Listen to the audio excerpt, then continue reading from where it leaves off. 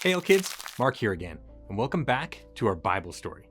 We're here in our production space where every decision matters. Every light, every camera move, every word spoken, the director pays close attention to the smallest detail because everything in a story has a meaning.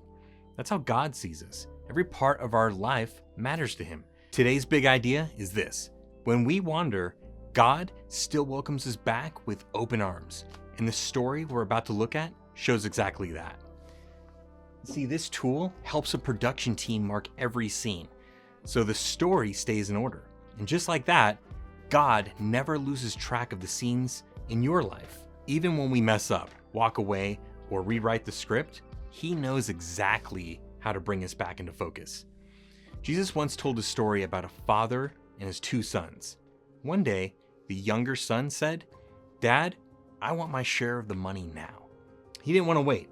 He wanted to live his life his own way. So, his father gave him his wish. He gave him part of the inheritance. And the son packed his bags and left home. He went to a faraway place and spent all of his money on things that didn't last. Food, parties, stuff that he didn't need. After a while, all the money was gone. Then, a famine hit the land. And the son was broke and hungry. He got a job feeding pigs, something that no one wanted to do. And he was so hungry that even the pig food started looking good. Then he realized something. He said, "Wait, even my father's servants have food to eat. And here I am starving. I'll go back home and tell my father I'm sorry." So he started the long walk back home, practicing what he'd say. But while he was still a long way off, his father saw him.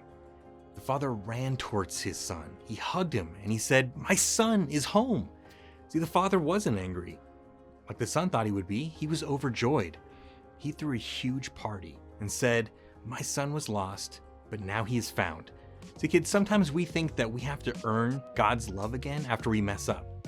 But this story reminds us that God is waiting for us with open arms no matter how far we've gone.